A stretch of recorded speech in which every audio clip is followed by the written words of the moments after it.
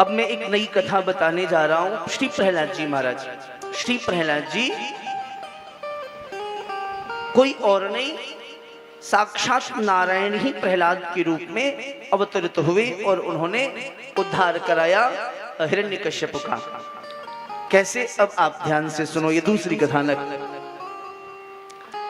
श्री शुक्राचार्य जी नारायण के उपासक थे। शुक्राचार्य देवताओं के दैत्यों के गुरु हैं।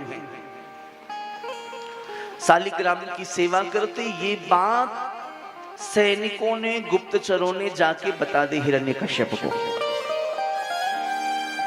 आप नारायण से शत्रुता करते हो, आपके भाई को नारायण ने वध कर दिया, मार दिया, और आपके गुरुजी उसी नारायण की शालिग्राम रूप में उपासना करते हैं। अब तो आवेश आ गया, हिरण्यकश्यप को छोड़ूंगा नहीं गुरुजी को, लेकिन पहले मैं देखना चाहता हूं, प्रमाणित करो। तो बोले नित्य वो गंगा जी जाते हैं और गंगा जी से जब स्नान करते हैं तो वो शालिग्राम जी को भी स्नान कराते हैं, कमंडलों में शालिग्राम जी को लेके आते कि कोई देखने न पावे। ध्यान से सुनना, बड़ी मीठी कथा है।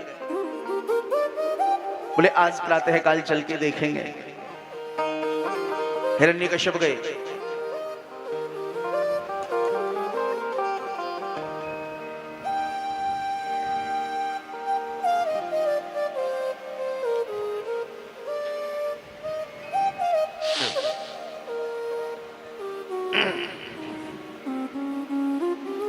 हिरण्यकश्यप गए, गुरुजी स्नान करके आ रहे थे, साष्टांग दंडवत प्रणाम किया हिरण्यकश्यप ने। गुरुजी प्रणाम करता हूं। गुप्तचर को इशारे में कहा, तुम तो कह रहे थे शालिग्राम की सेवा करते, शालिग्राम है का?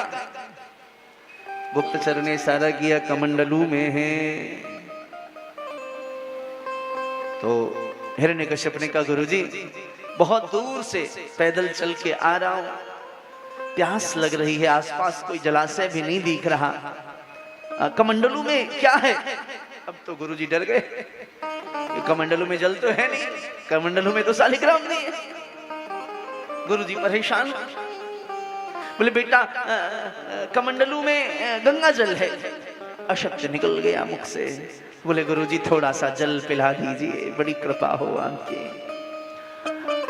हृदय विदीर्ण हो गया, भगवान नारायण से प्रार्थना करने लगे। शुक्राचार्य बोले सरकार मेरा चेला है, लेकिन बहुत बड़ा दुष्ट है, यदि इसने आज आपको मेरे साथ देख लिया तो अभी मेरा वध कर देगा, आप मेरी रक्षा करना। आंख बंद करके आग्रह किया, उठाया जल को, कमंडल को, और कहा ओक कर। जैसी ओक किया हिरण्यकश्यप ने, महाराज जल पिलाने को उद्यत हुए, जल है नहीं उसमें, पिलाने को उद्यत हुए। वो करुणा निधान भगवान शालिग्राम जो नारायण है वो निराकार के रूप में परिवर्तित हो गए। वो निराकार परमात्मा, भक्तों की कामना जब होती है तब भक्त करते हैं तो वो निराकार परमात्मा निराकार बन जाता है। शब्दों का बस फर्क है, समझिएगा। वो निराकार परमात्मा निराकार राम और कृष्ण बन जाता है। जब वही भक्त प्रार्थना करता है तो वही परमात्मा जो निराकार है निराकार बनता है। भक्तों की जब कामना होती है तो वही निराकार परमात्मा एक दिन निराकार बन जाता है। निराकार समझ रहे हो? नीर माने जल, नीर माने जल, वो परमात्मा निराकार बन जाता है। ये गंगा क्या है, यमुना क्या है, सरस्वती क्या है, सरयू क्या है, ये परमात्मा का द्रवीभूत रूप है, निराकार स्वरूप है। गंगा परमात्मा का द्रवीभूत रूप है, निराकार स्वरूप है, जल के रूप में परिणत हो गए। शालिग्राम जल बन गए। हिरण्यकश्यप ने उस जल का पान किया, परिणाम हुआ, ध्यान से समझना, उदर में जल के रूप में शालिग्राम आ गए।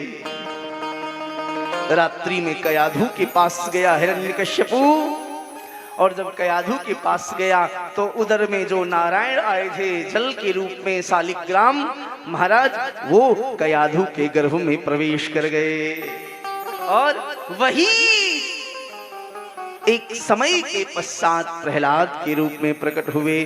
तो प्रहलाद कोई और नहीं, साक्षात शालिग्राम ही प्रहलाद के रूप में प्रकट हुए हैं। बोलिए भक्तवत्सल भगवान की जय हो।